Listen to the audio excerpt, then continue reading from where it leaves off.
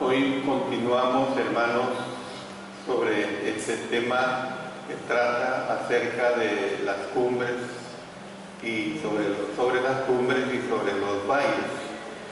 Ahora vamos a ver una parte muy importante que trata en el valle de la pesadumbre, y vamos a estar basando esta porción en el Evangelio de Mateo, capítulo 16, en los versos 21 hasta el 28. Lo vamos a relacionar con Marcos, capítulo 8, versos 31 hasta el 38, y con Lucas, capítulo 9, versos 22 hasta el 27. Vamos a leer la porción que corresponde al Evangelio de Mateo, en el capítulo 16, versos 21 hasta el 28.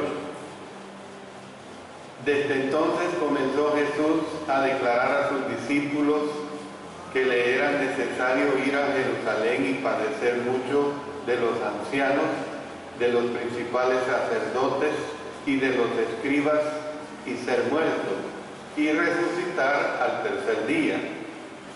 Entonces Pedro, tomándolo aparte, comenzó a reconvenirle, diciendo: Señor, ten compasión de ti, en ninguna manera esto te acontezca.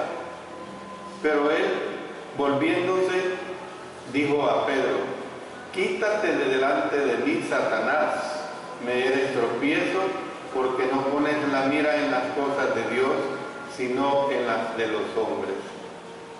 Entonces Jesús dijo a sus discípulos: Si alguno quiere venir en pos de mí, niéguese a sí mismo y tome su cruz y sígame.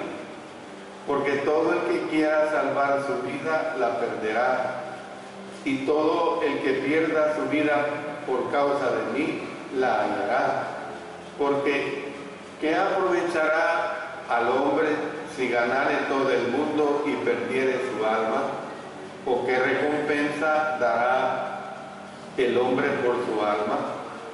Porque el Hijo del Hombre vendrá en la gloria de su Padre con sus ángeles, y entonces pagará a cada uno conforme a sus obras.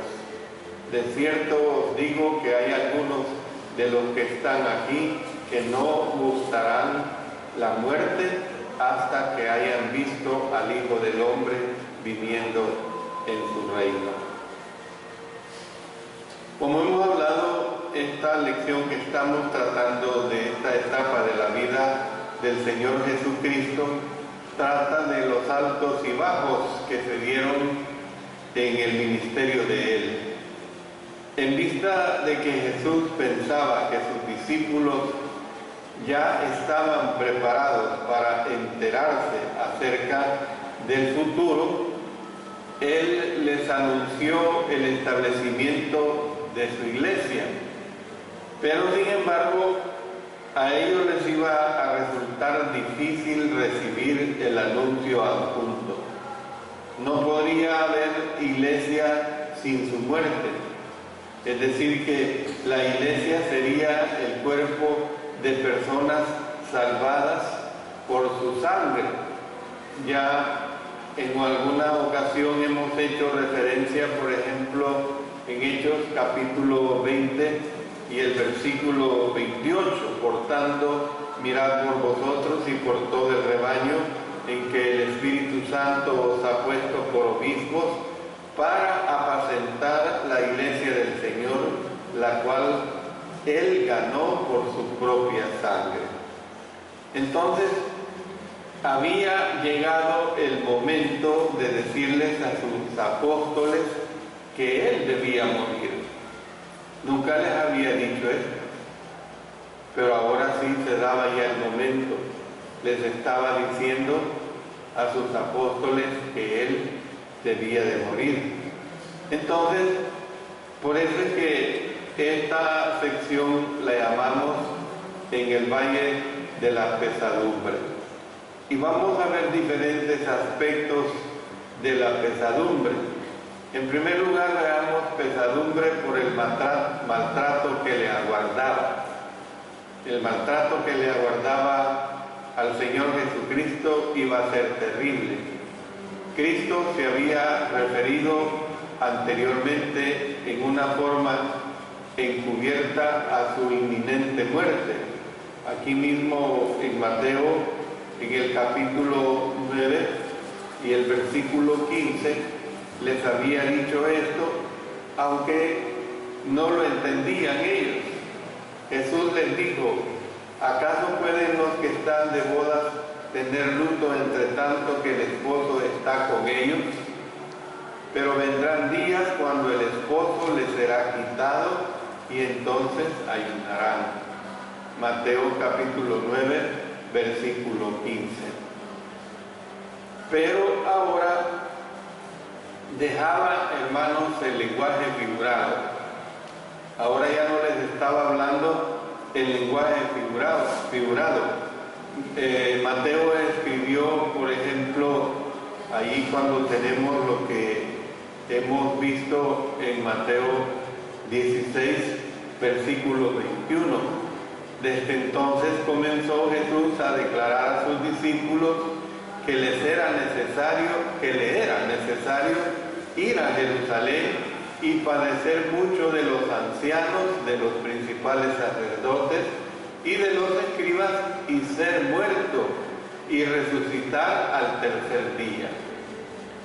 La frase los ancianos, uno; segundo, los principales sacerdotes, y tercero, los escribas, equivalía nada menos que al Sanedrín, y se refería a tres de los principales componentes de este organismo religioso político que existía en esta época. Hay que subrayar en nuestras mentes la palabra necesario, hermano. La palabra necesario. Jesús estaba comprometido con el cumplimiento de los planes y propósitos de Dios. Era una realidad. Miren lo que dice en el Evangelio de Juan, en el capítulo 6 y el versículo 38. Dice: porque he descendido del cielo no para hacer mi voluntad, sino la voluntad del que me envió. Entonces, estaba comprometido, hermanos, con ese cumplimiento de los planes y propósitos de Dios. El Evangelio de Marcos dice que Cristo comenzó a enseñarles que le era necesario al Hijo del Hombre ser muerto y resucitar después de 3 días. Esto se lo decía claramente, ustedes lo pueden ver en Marcos capítulo 8, versículos 31 y 32. Pero veamos, hermanos, además de la pesadumbre por el maltrato que le aguardaba, veamos la pesadumbre por los que eran incapaces de entender. Él sintió pesadumbre precisamente por aquellos que eran totalmente incapaces de entender. La claridad de la aseveración de Jesús no facilitó a los discípulos que la entendieran ni que la recibieran. Todas sus vidas se les había enseñado que el reino del Mesías sería de naturaleza política. Tenían siglos, desde muchos siglos atrás se les hablaba del reino mesiánico, pero ellos no entendían que sería como un reino político, una restauración política, y por lo tanto las palabras de Cristo acerca de morir no tenían sentido alguno para ellos. Bueno, si usted, por decirlo así, entiende esta situación que aquí se está presentando si usted es de los que fue criado en el error religioso, por decirlo así, pero después llegó a entender la verdad, usted podrá apreciar la dificultad con que tropezaban ellos.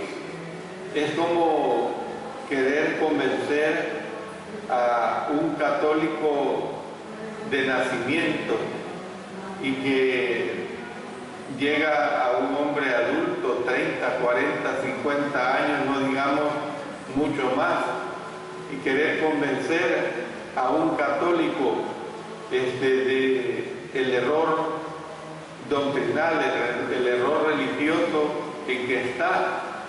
Ahí a lo mejor nosotros tenemos esa clase de parientes que nos llevamos bien con ellos, pero no se les puede tocar el tema de su religión católica porque no aceptan que están en el error, para ellos están en lo correcto, como que usted quisiera convencer del error en que están los testigos de Jehová, los pentecostales. En fin, es una situación bien clara, pues si usted es de los que fue criado en el error religioso, pero después llegó a entender la verdad, usted podrá apreciar la dificultad con que tropezaban ellos. Yo lo entiendo porque yo fui criado como un católico desde que nazco hasta la edad de los 18 años, que ya en varias ocasiones les he dicho que quizás desde 13, 14 años yo era inconforme con mi catolicismo. Yo iba a misa, pero no estaba conforme con muchas cosas que ahí se daban, religiosamente hablando. ¿Ve? Entonces, son situaciones que uno pues las puede apreciar, y más cuando me daba cuenta que el cura de la parroquia donde yo asistía a misa era un borracho. Todo el tiempo daba la misa con unos anteojos bien oscuros. ¿Por qué? Porque estaba lo que en nuestro calor salvadoreño se dice estaba de goma. ¿Ven? Entonces, hermanos, realmente había una inconformidad verdaderamente bien marcada. Entonces, entre ellos, el discípulo Pedro fue el que especialmente tuvo problemas con el anuncio del Señor. Después de todo, si ustedes recuerdan, Pedro acababa de declarar a Jesús como el Cristo, como el Mesías. En la clase anterior vimos claramente esta situación. En su mente también estaba declarando que confiaba totalmente en que Jesús iría adelante y establecería su reino. ¿Pero cuál reino? Un reino material. Eso es lo que estaba pensando Pedro cuando le hace estas declaraciones, cuando no quería que le sucediera todo esto. En lo que al apóstol se refería, la idea de un Mesías muerto era irreconciliable con el concepto de un Mesías que reinaba. Es decir, nosotros podemos ver pues que Cristo había añadido que después de 3 días Él resucitaría, pero tales palabras también carecían de sentido para los apóstoles. Mire, vamos a Marcos en el capítulo 9 y el versículo 10, dice: y guardaron la palabra entre sí, discutiendo qué sería aquello de resucitar de los muertos. No entendían.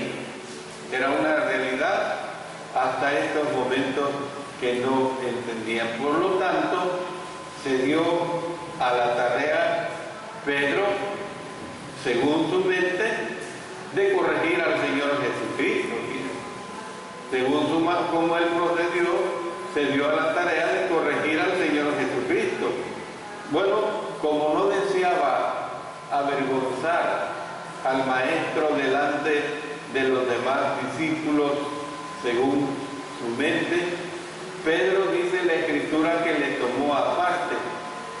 Y cuando estuvieron solos, comenzó a reconvenirle diciendo: Señor, ten compasión de ti, en ninguna manera esto te acontezca. Ahí en el verso 22 está claro. Aquí vemos la audacia de Pedro en esta ocasión, casi incomprensible, pero siempre, hermanos, ha habido personas que profesan seguir al Señor, que sin embargo creen saber más que Él, sin embargo creen ser todavía más famosos que Él. Ahí tiene el caso de aquel conjunto musical inglés llamado los Beatles, o sea, los Beatles, como nosotros en nuestro lenguaje bucólico les decimos, que uno de ellos declaró que había llegado a ser más famoso que el Señor Jesucristo y tuvo su paga casi de inmediato. Luego, cuando aquel hombre construyó aquella gigantesca nave llamada el Titanic, se burló del Señor y habló en una manera de que como que no había nadie más que pudiera haber construido una nave tan enorme, y no tardó mucho tiempo aquella nave que naufragó en el mar, habiendo chocado con lo que se le llama un iceberg o un iceberg, con un témpano de hielo. Hermanos, la reprensión de Jesús fue la reprensión más severa que alguna vez dio a aquel apóstol que con tanta franqueza hablaba, pues dice la Escritura que volviéndose dijo a Pedro: quítate de delante de mí, Satanás, me eres tropiezo. Ahí lo dice en el verso 23. Poco tiempo atrás le había llamado Pedro. ¿Se acuerdan que lo vimos en la clase pasada? Su piedra de confianza. Ahora, hermanos, le estaba llamando Satanás. Satanás es su adversario demoníaco. La palabra Satanás quiere decir precisamente adversario. Ese es el significado. Entonces Cristo estaba diciendo que al tratar de apartarlo de su destino, Pedro se había convertido en un instrumento del diablo. Ustedes recuerden que una de las tentaciones de que fue objeto Jesús en el desierto tenía que ver con llegar a ser rey sin tener que pasar por la prueba de la cruz. ¿Ves? No, hombre, yo te daré las llaves de este reino, yo te daré la posesión de este reino. Eso es lo que le ofreció Satanás sin pasar el sufrimiento de la cruz. Entonces nosotros vemos, hermanos, que el problema de Pedro era que estaba mirando la cruz con los ojos humanos y no desde el punto de vista divino. Ese era el problema de Pedro. Y Jesús le dijo: no pones la mira en las cosas de Dios, sino en la de los hombres. Bueno, el Señor estaba abrumado mentalmente por su muerte venidera. Eso ni dudarlo, hermano. Ahí lo podemos ver. Retrocedamos al Evangelio de Mateo en el capítulo 26. Vamos a leer los versos 38 y 39. Allí se expresa el Señor de esta manera: entonces Jesús les dijo: mi alma está muy triste hasta la muerte. Quedaos aquí y velad conmigo. Yendo un poco adelante, se postró sobre su rostro, orando y diciendo: Padre mío, si es posible, pase de mí esta copa, pero no sea como yo quiero, sino como tú.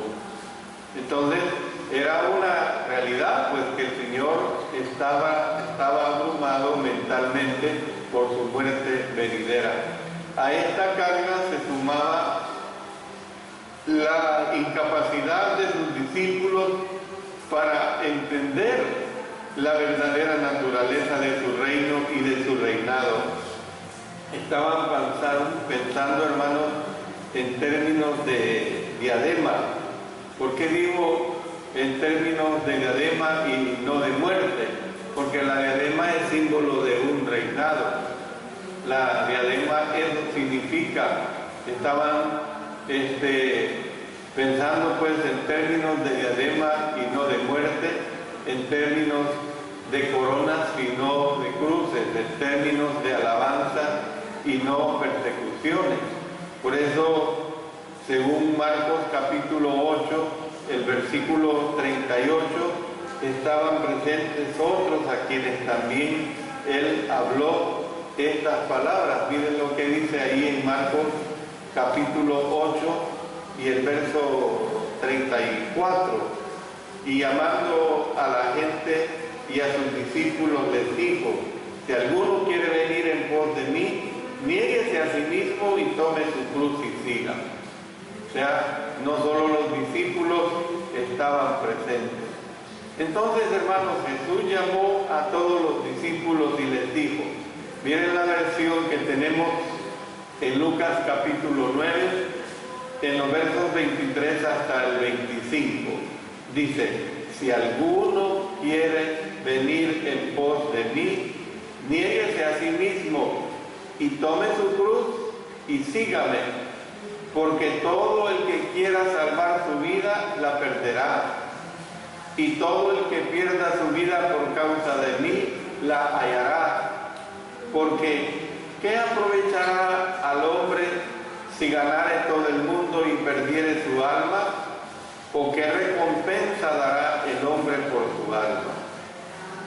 Entonces, hermanos, él añadió lo siguiente. Miren lo que dice en Marcos capítulo 8, versículo 38. Porque el que se avergonzare de mí y de mis palabras en esta generación adúltera y pecadora, el Hijo del Hombre se avergonzará también de él cuando venga en la gloria de su Padre con los santos ángeles. Estas palabras, hermanos, tienen aplicación general, pero tenga presente que Pedro recién se había avergonzado de las palabras que Jesús había hablado en relación con su muerte. Y entonces nosotros podemos ver pues que en su reprensión Cristo había mencionado que vendría en la gloria de su Padre con los santos ángeles. Así había mencionado el Señor Jesucristo. Ahora Él les aseguraba a sus discípulos diciéndoles: porque el Hijo del Hombre vendrá en la gloria de su Padre con sus ángeles, y entonces pagará a cada uno conforme a sus obras. Ahí lo dice en el verso 27. Y saben una cosa, hermanos y hermanas, que esta fue la primera vez que claramente anunció su segunda venida. Esta fue, repito, la primera vez que claramente anunció la segunda venida. A los apóstoles los pensamientos debieron de haberles dado vueltas en su cabeza debido a toda esta nueva revelación, porque les repito, hasta esta altura ellos no entendían totalmente estas palabras, no tenían la claridad de cómo y el por qué, el significado de por qué les hablaba así el Señor. Entonces el Señor concluyó asegurándoles a sus discípulos que el anuncio de su muerte no significaba que él había abandonado sus planes de establecer su reino. Por eso dice, de cierto os digo que hay algunos de los que están aquí que no gustarán la muerte hasta que hayan visto el reino de Dios venido con poder.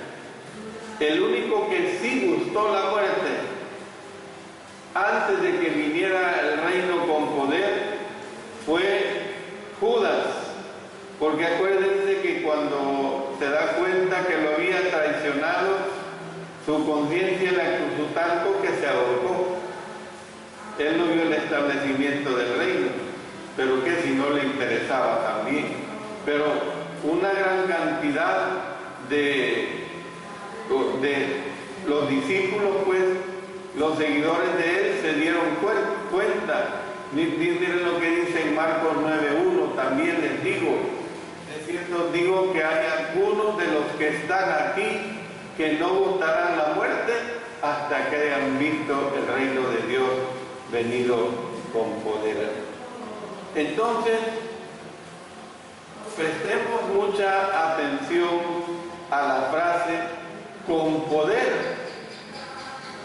Antes que Cristo ascendiera al Padre, Él les diría a los apóstoles que recibirían poder cuando viniera sobre ellos el Espíritu Santo. Ahí lo dice en Hechos capítulo 1 y el versículo 8. Dice de esta manera: pero recibiréis poder cuando haya venido sobre vosotros el Espíritu Santo, y me seréis testigos en Jerusalén, en toda Judea, en Samaria y hasta lo último de la tierra.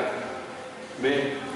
Entonces, nosotros podemos ver que Él les daría a los apóstoles que recibirían ese poder cuando viniera sobre ellos el Espíritu Santo, y que ellos debían quedarse en Jerusalén hasta que fueran investidos de poder desde lo alto. Miren lo que dice en Lucas capítulo 24 y el verso 49. Ahí lo dice muy clara esta situación, hablando acerca de ese investimiento. Dice: y vosotros sois testigos de estas cosas. He aquí, yo enviaré la promesa de mi Padre sobre vosotros, pero quedaos vosotros en la ciudad de Jerusalén hasta que seáis investidos de poder desde lo alto. O sea, era una realidad.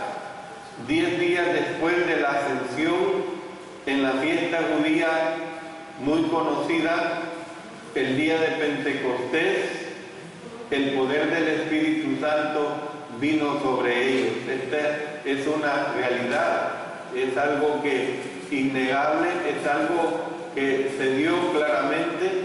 Noten en Hechos capítulo 2, versos 1 hasta el 4, cuando llegó el día de Pentecostés, estaban todos unánimes juntos, y de repente vino del cielo un estruendo como de un viento recio que soplaba, el cual llenó toda la casa donde estaban sentados, y se les aparecieron lenguas repartidas como de fuego, asentándose sobre cada uno de ellos, y fueron todos llenos del Espíritu Santo y comenzaron a hablar en otras lenguas. Esa es una realidad. Jesús cumplió su promesa de edificar su iglesia o su reino. Es una realidad que sucedió. Los que creen que Jesús no ha establecido su reino todavía, tal como los premileniaristas, ellos tienen dificultad con Marcos capítulo 9, versículo 1, y una manera como evaden las dificultades diciendo que el pasaje de Marcos 9:1 se refiere a la transfiguración. Pero esto no puede ser así.